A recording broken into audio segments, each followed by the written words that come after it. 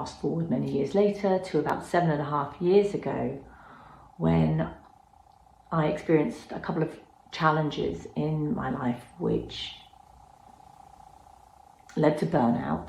But underneath that burnout was this beautiful gift and this rebirth.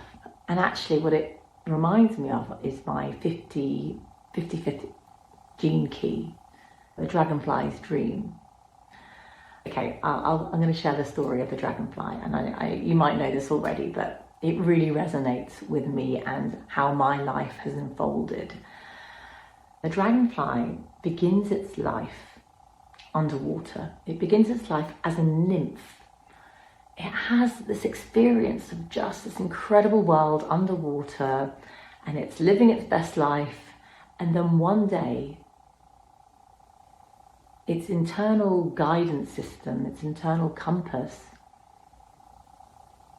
guides it to move out of the water, the place where it's all it's ever known, onto a rock or on a leaf or wherever, safe from predators. And it begins its next part of its journey. It's there for a bit and then begins its metamorphosis, which is different to that of the butterfly, but it then unfurls its wings and begins the next phase of its life. A dragonfly in the air, seeing life in a completely different element, going from the element of water to air, and experiencing life from a completely different perspective as well. And when I began to learn about my gene keys, I remember laughing, really thinking, wow, that could not resonate any more than it does, because that feels like my life, and that's where it's brought me as well, and how it's unfolded for me. It really does feel like I experienced this beautiful life in a very different element.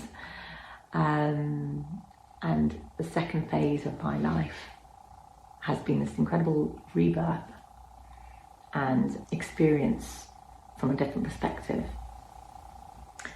I have brought all that I had abandoned and repressed back into my life, and